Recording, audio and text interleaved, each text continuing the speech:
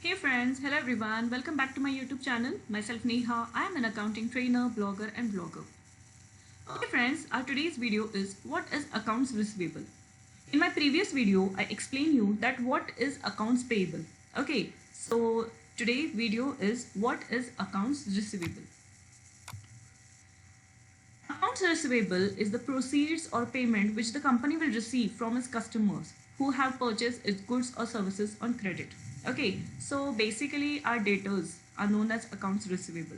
Okay, so whatever amount which we have sold, okay, whatever goods we have sold to a party on credit, and that amount is being receivable to us in future. Okay, and that amount should be received in a very short span of time. It is not a long term death or something. Okay, so whatever amount which is receivable to us for the goods, for the sale of goods which we have made, and that term should be a very short span of time. Okay, so that particular people are known as accounts receivable.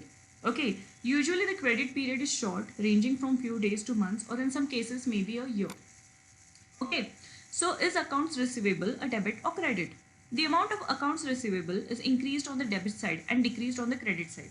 Okay, so the basic question is accounts receivable should be our debit balance only, because the amount which we are going to receive in future, it is nothing but our current asset, and all the balances of our current asset shows a debit balance.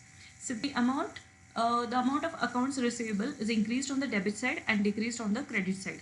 When a cash payment is received from the debtor, cash is increased and the accounts receivable is decreased.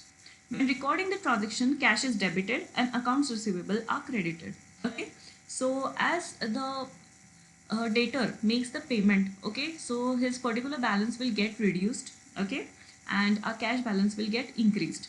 So this was about accounts receivable. So the basic example of accounts receivable is nothing but our debtor. So whatever goods we have sold on credit, in short, okay, whatever goods we have sold on credit and the amount which we will be receiving in a very short span of time, it is known as debtors, and that are only known as accounts receivable. Okay friends, so this was about accounts receivable. I hope you must have cleared all the doubts regarding accounts payable. Okay, so if you have liked my video, do like it, comment it and share it. Do subscribe my YouTube channel for more accounting related videos. Thank you so much. Keep supporting.